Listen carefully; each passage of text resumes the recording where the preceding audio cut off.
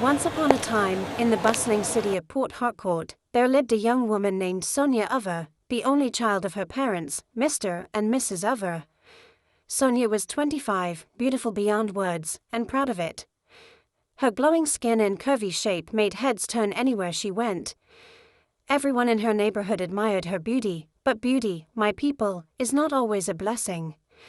Her mother, Mama Sonia, sold akra in the mornings and roasted bole by the roadside in the evenings.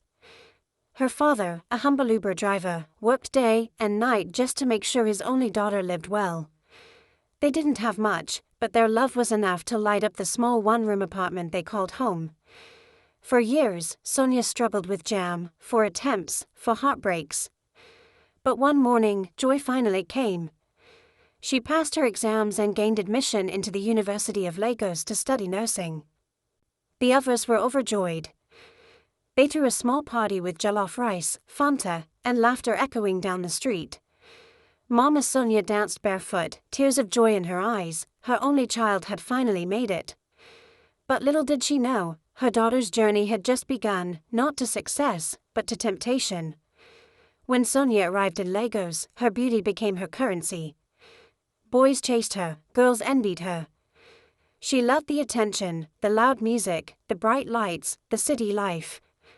Soon, she started partying, wearing expensive wigs and designer clothes she couldn't afford.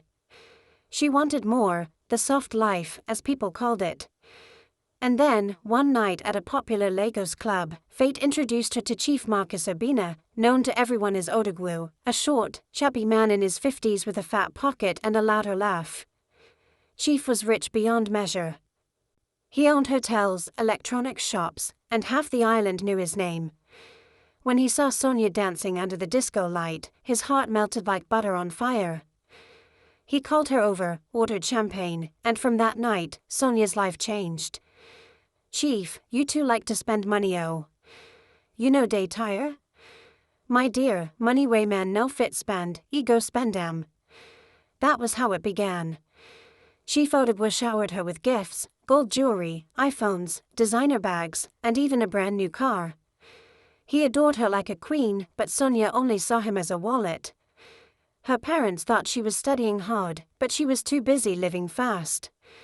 When Mama Sonia called, she would say, "Mama, I day library oh, I day read for test." But truth be told, Sonia was not in any library, she was in a club, dancing till dawn. One morning, Sonia woke up weak and tired. She went to the clinic, and there, the nurse smiled softly and said, "Congratulations, you're 3 weeks pregnant." Her world stopped. She picked up her phone immediately and called Chief Odogwu. "Chief, I'm pregnant." "What? My baby is carrying my child."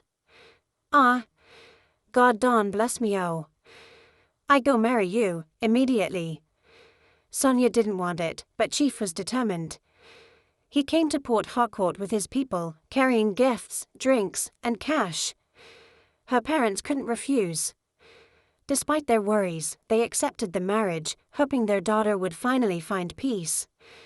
They had a beautiful traditional wedding, and Sonia moved to the island with her new husband.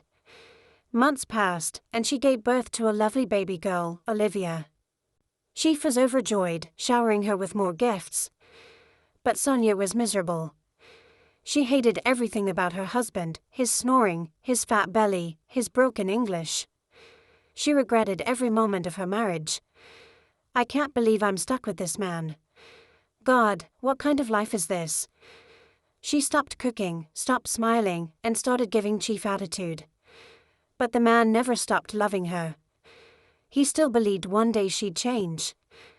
Then, one Sunday morning, while Chief was at work, Sonia packed her clothes, wrote a note, and left it in his closet.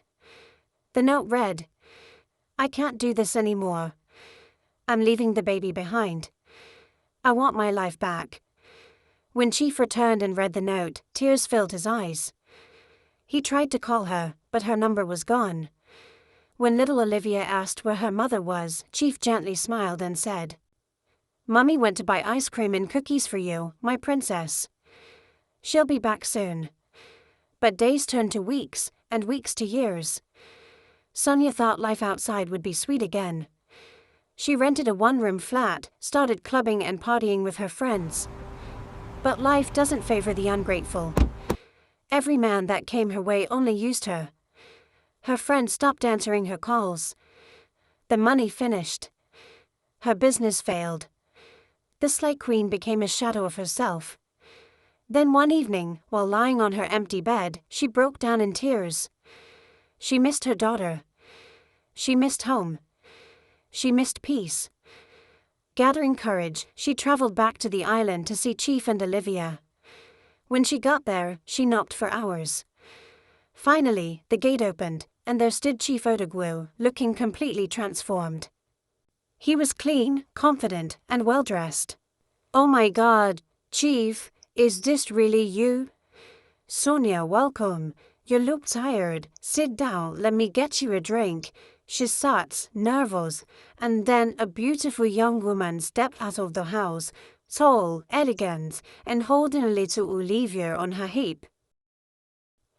"Mommy, Daddy said you went to buy ice cream and cookies for us."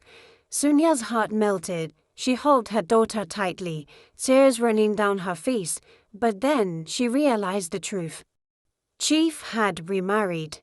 The lady, Dr. Anita, was his new wife, a kind, educated woman who helped reboot his confidence and his home. "Sonia, I forgive you a long time. You can come and see Olivia anytime you want. I've also set up a shop for you, so you can start all over again." Sonia broke down, thanking him with tears. That day, she walked away, humbled, broken, but wiser. From that moment, she changed her life, gave her heart to God, and learned the greatest lesson of all. A woman who chased vanity will one day lose the things that truly matters.